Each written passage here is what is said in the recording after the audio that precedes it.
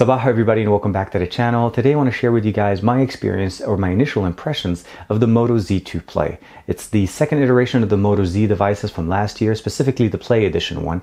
Now I know Motorola announced the Z2 Force and the other devices just like a few days ago, but just keep in mind that this device can actually run all the mods that they just announced as well as last year's mods. So we're going to see the improvements, we're going to see what they changed from last year to this year, and also I have a couple of mods to showcase some of the benefits of the Motorola modularity system. This is TK. Let's check it out.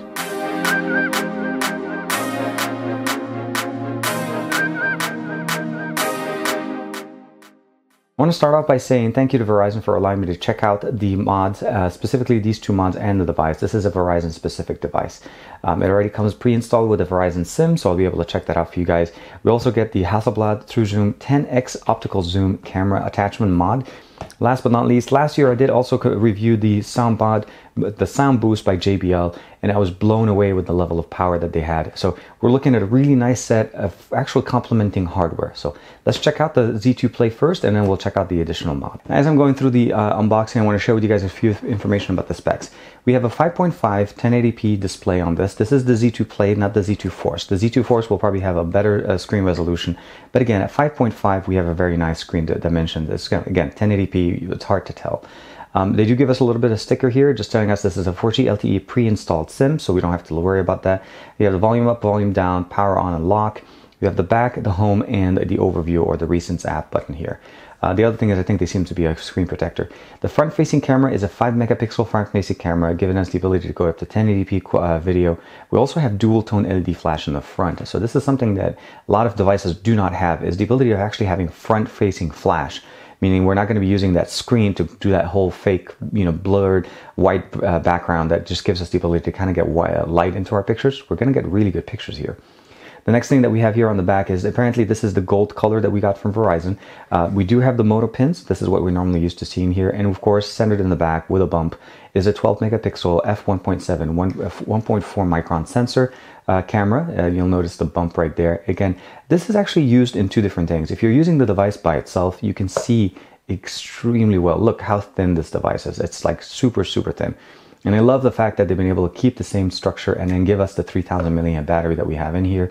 Of course, as far as storage and RAM, there's a couple of configurations. You can go with the 32 gig with 3 gigs of RAM or the 64 gigs with 4 gigs of RAM. And I'll get a chance to check that out when I open it up. And we have the antenna bands are actually built into the side here. Volume rocker up and down are right here, positioned as they indicated, nothing on the left. On the top, we just have the SIM tray, and we do have expandable storage here. So we have an external SD card, so we'll be able to add that here if we want to, and one of the microphones. Going all the way to the bottom, we are greeted with an additional microphone for noise canceling, as well as USB Type-C connector and the 3.5mm headphone jack. So that's something that we lost on most of the new Motorola devices. They decided to go with, just USB Type-C audio, and I find that 3.5mm headphone jack still has a lot of benefits on this.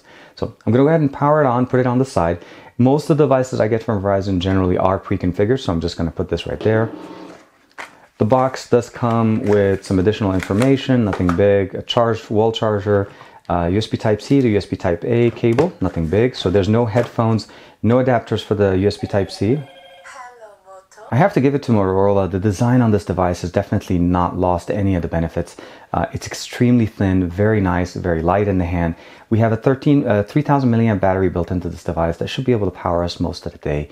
The CPU that we're running on this hardware is the Snapdragon 626. Not the most powerful octa-core processor on the market, but definitely really powerful in the sense because it actually is complemented by the 1080p display. So the power consumption is going to be a lot lower, and you don't lose any of the modularity options that Motorola offers. Definitely a really nice option here. The launcher is kind of close to stock UI. This is a Verizon version, so we're going to be seeing some Verizon applications here. Let's go ahead and check out the system pull down notification. Let's go ahead and put the device down for you guys so my hand doesn't keep shaking for you. The UI seems to be white colored. We do, like I said, the SIM card was pre-installed. We're going to go about phone. It is running Android 7.1.1 with the May 1st security patch update. And as far as the actual information in that system update, let me see if there's any updates. Check for updates. We'll give it a second. Your system is up to date. So it is running the latest version of the software. Again, one of the main benefits here, and we have like the side panel. We'll go ahead and say yes. Allow access, yes. So this is something you have to do in the beginning. So this is kind of like their own shelf from what we've seen in OnePlus devices, or even like the Google Now. Now if I press and hold home, let me double check. Yep, the assistant is here, get started. So the Google Assistant is definitely turned on, you're able to use it. The main other thing here that we have the Moto app. Let's go into it, let's say start. So it's telling us about the Moto action, double twist to turn on the camera. That's a classic. Moto display or the ambient display. It gives us the ability to interact with our system without turning on the display. And it does actually utilize some of the benefits in the Moto voice, of course, for actions on the car. Before you get started, provide personalized experience. No thanks, not right now. So Moto actions, we can go in here. We have the ability to do the one-hand navigation button, the ability to turn this button as a navigation button. Right now, our navigation keys are on the screen. There is no buttons here. There is an additional microphone that's sitting here. It just gives us the ability to access when you're doing the front-facing video, and I'll show you guys a sample real quick. Swipe to shrink screen, of course, pick up to stop ring, flip over. These are all nice customizations that you can do. So flip over to screen, flip over to do not disturb is very nice. Swipe to shrink screen, so that's basically from the bottom to the top. And of course, one-hand navigation button, that takes away the buttons for us and it gives us the ability to use this as a navigation. So right now, if you notice, this is not a home button. I can keep touching. I'm not pushing it. I'm just touching it. It's not a home button. All the stuff is running through here. Now, of course, we still have, you know, dual tab. We'll be able to do split screen applications. It's not compatible with this one. And let's go back here. Go back into the Moto Mod one, and we're going to go and close this one up. And then Moto display, we can customize the night display and then Moto display and the Moto voice as far as the actions that you can do while you're driving. Definitely a very nice implementation of what we can get or expect from the Moto line of devices. Other than that, it really is very basic as far as the interface. It's very close to stock. You notice that they're using the same swipe action as the Pixel launcher that we've seen on other devices. The camera itself is definitely very nice. Let's go ahead and open it up. And the interface is very simple. We have HDR, auto flash, timer. The shutter button and the video button are next to each other, swiping between the two cameras. Hey guys. And then you have the ability, of course, going into the tabs here to be able to add different options. So panoramic, video mode, camera mode, and I'm assuming this is time lapse as well as just going into pro mode. Let's go ahead and see what this one. Yep, this is the pro mode option. Takes us into auto, ISO, and the ability to setting up all of our different things with the nice little UI interface here. Of course, definitely very appreciated here. We'll go back, and we're going to go back to standard camera mode for now. So let's go ahead and switch and do a quick video sample of the front-facing camera and the back-facing camera on the Moto Z Play. Here's a quick sample of the front-facing camera. We're running a 5-megapixel sensor with dual-tone LED flash, as well as the same thing on the back. We have a 12-megapixel sensor with dual-tone LED flash. I think it's very nice to see that now we have the ability of getting really good pictures, but not only that, also having flash on there will give us a much better experience. I'm going to go ahead and switch over to the back camera and show you guys the difference between the two. So we're back on the back-facing camera right now. It's a 12-megapixel, 1.4 micron sensor at an aperture of 1.7. Definitely a much better shooter than the front one, but the fact that we actually have the ability of switching between the two is going to be definitely a big benefit for us. Now the Z2 Force from 2017 that just got announced sounds like it's actually going to come in with two sensors where we only have one here. But again, the benefit of what we have here, essentially, it's the price point, but also you're getting a really good camera. A 1.4 micron sensor on the back is actually very, very nice. So hopefully this gives you kind of a quick sample of how the cameras on the system can perform. Now we're going to be able to switch over to some of those mods that we got that give us the ability to go even more with the Hasselblad 10x zoom, optical zoom here, not digital zoom, a mod that we can use on the Z2 Play. Before we go ahead and switch over to the Moto mods, I wanted to show you guys just a little bit of an audio sample here. Now we do have a single firing speaker. It is front facing on the top, so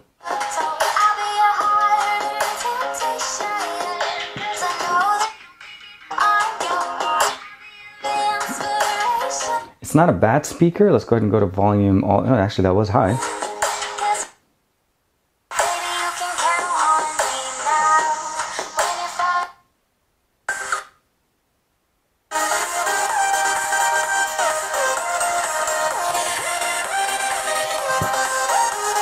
First mod we're going to be checking out is the JBL sound.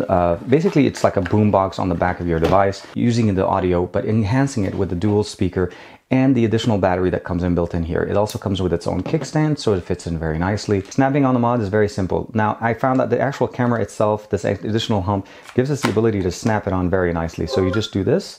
The device will make an audible feedback telling us that you do have a mod installed. I'm going to turn off Wi-Fi real quick, and it says Moto mod connected. If there is an update or a software update to the mod, it will come through this way and install it. And you're pretty much set. It's that simple, that quick. I'm going to go ahead and open up the same song that we were listening to just a second ago and see how the difference goes now.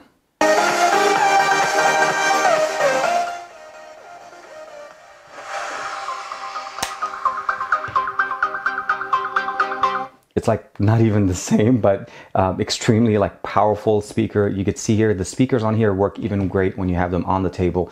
Now, of course, they're intended to be standing up, so using the kickstand will of course enhance it, but very nice.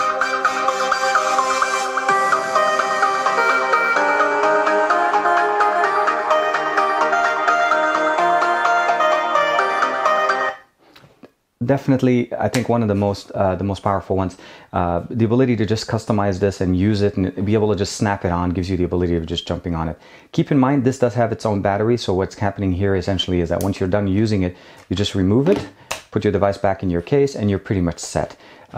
Very nice, very simple, very easy to use, and I think this has been around since last year as far as the iteration of it, and it still shines and it works extremely well. I think one of the most successful mods. Switching over to the Hasselblad mod. This one actually works specifically for the camera. This is a camera mod. Gives us the ability to expand the potential of what we get with the system. Now, it's not enhancing the camera that's built into our device. It's actually giving us another camera. So if I snap this onto the back, we get the same audio feedback, and then of course on the notification now says Moto mod connected. You can connect to it and then go into it, and it gives you more information. It says the Hasselblad True Zoom mod is connected. Help explore legal software update preferences if there is any updates. Now, turning it on is very simple. You just press and hold the power button in the back, and you'll notice that the zoom opens up in the back, and then the camera sensor or the camera interface goes back to being normal, except that now we have the ability of going into the different modes that we normally didn't have access to before. Of course, going into the customizations, we still have the ability of going into Pro mode, give us the access to it, and I can go back into camera. The one thing about this is essentially it's a 10x optical zoom, so that's something that you don't have with the sensor that normally is on the device, because there's no optical zoom, there's no moving parts there. It's usually digital zoom, and usually when you go with the two camera setups, you usually have two different cameras, let's say a macro and a standard wide field camera, that gives you the ability of getting that depth of field or zoomed in view. But in reality, it's two different sensors. Here, same sensor, enhanced, and put it on the back, and it comes in with a nice little camera grip in the back, and of course the Hasselblad name on the top. Releasing the shutter, zooming in and out, you could just use the little option here. You can go all the way zoomed in and all the way zoomed out. And then again, that's where you're getting the benefit of the 10x zoom. So let's go ahead and do a quick video sample of this using the Hasselblad lens. Here's a quick sample of the video on the Hasselblad lens on the back. Again, I just want to do a quick comparison since I showed you one with the back sensor. This is a different sensor. It's connected via the Moto mod, and it's recording directly onto the device. Very nice, very good thing. I'm definitely going to be checking this out and taking more pictures with it as I'm going on a little vacation in the next couple of days. This will be a really good experience to be able to just see how much stronger does the system get with this camera. Definitely a very nice experience. The mods are very good, very easy to use. All the mods are compatible with either the Z2 Play or the Z2 Force that's coming out, even the Z Force and the Z Play from last year. Definitely a very nice iteration. I'm looking forward to see if the hardware is updated and gives us more power and longer battery life. We have a 3000 milliamp battery. We have the ability to basically you just use a front-facing camera with flash, a back-facing camera with flash. A lot of RAM, a lot of storage, a lot of good things that we can use. And again, let me know what you guys think in the comments below. If you've checked these guys out before, like and subscribe as usual. Thank you to Verizon for allowing me to check out this device, and I'll see you guys in the next video.